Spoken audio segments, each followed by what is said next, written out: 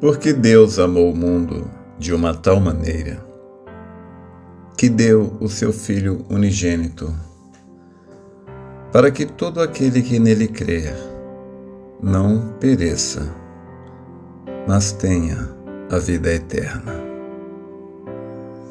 Esta escritura, claro, como cada um de nós conhece, encontra-se em São João, capítulo 3, verso 16.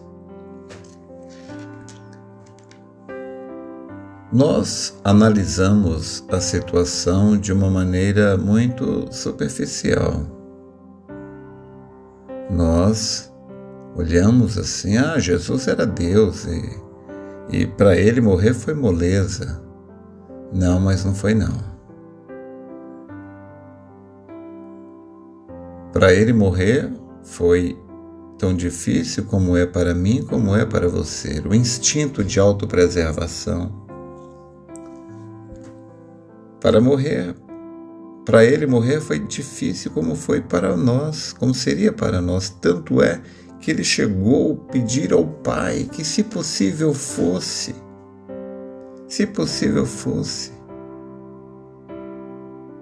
que Deus passasse dele esse cálice. Porém, todavia, que não se fizesse a vontade dele, mas a do Pai. Então a gente pode ver o que custou para ele ser chicoteado, espancado, agredido e, por fim, aquela terrível tortura. Nós não sabemos o que é aquilo, ficar pendurado com todo o peso do seu corpo, rasgando as suas mãos ali, presas por pregos, as mãos e os pés. Nós não sabemos que dor dilacerante foi aquela. Mas, ainda assim, ele estava disposto a fazer isto por você, a fazer isto por mim. E o que é trágico é que hoje nós, seres humanos, nem lembramos do que ele fez. E vivemos e andamos por aí como se nada houvesse acontecido. Ele deu a própria vida, tudo que ele tinha. Eu não posso dar uma preferência em um cruzamento. Se alguém entrar na minha frente, então o que eu vou fazer? Buzinar, reclamar? Se alguém me der um prejuízo de R$100 ou de 50, o que eu vou fazer? Se alguém bater no meu carro, se alguém me fizer um mal, me ofender, como é que eu vou reagir? Mas ele era o Senhor da glória. Foi chamado de filho bastardo. Quando ele foi agredido, ele não agrediu de volta. Ele apanhou como uma ovelha muda.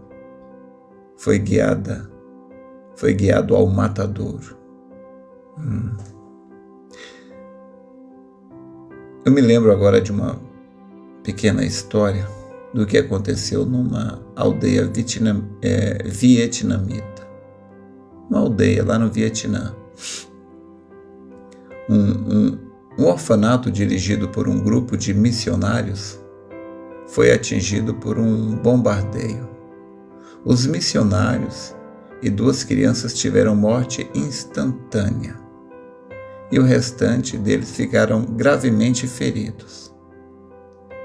Entre as pessoas feridas tinha uma menina de 8 anos e ela era que estava em um pior estado.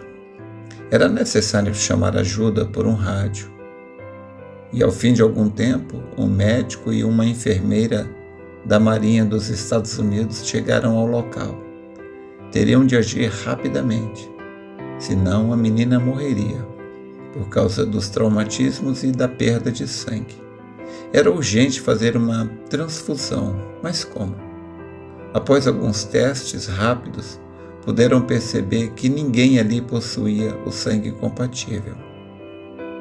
Reuniram as crianças e, entre gesticulações arranhadas no idioma, tentaram explicar o que estava acontecendo. Precisavam de um voluntário para doar sangue. Depois de um silêncio sepulcral, viu-se um braço magrinho levantar-se timidamente. Era um menino chamado Heng.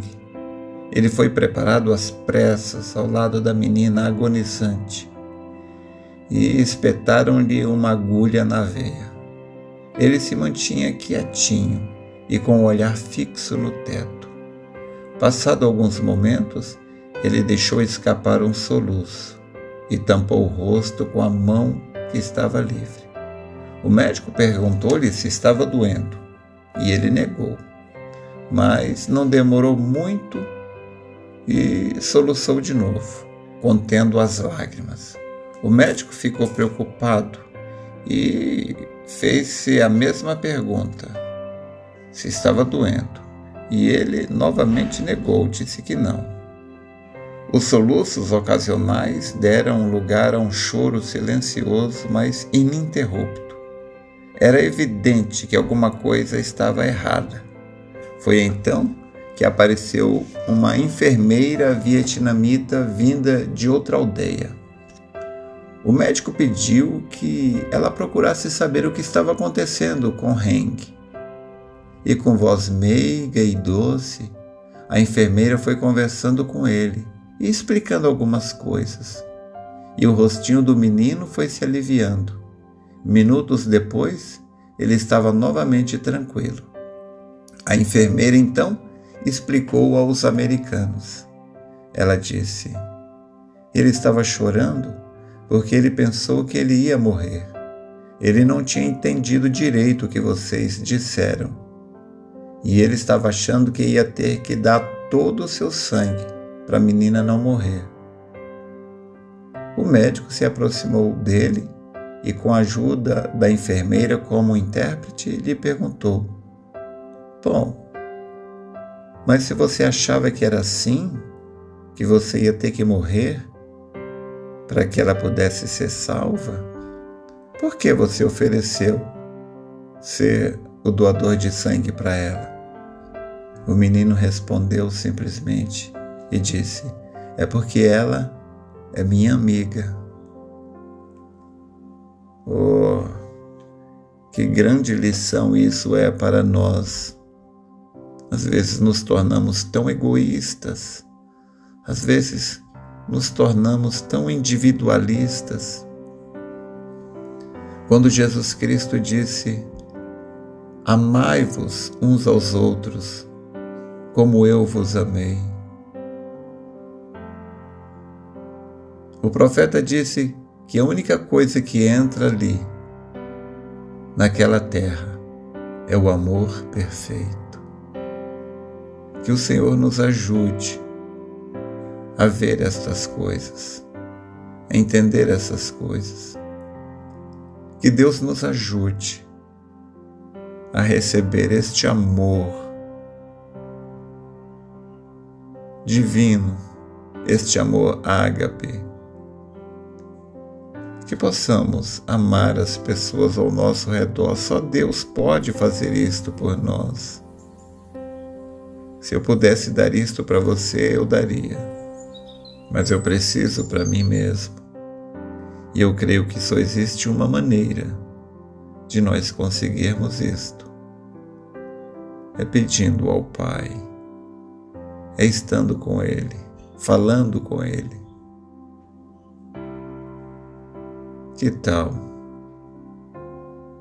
você desligar este aparelho agora e pedir ao Pai que te dê este amor? Lembre-se, A única coisa que vai entrar do outro lado é o amor perfeito. E que Deus te abençoe.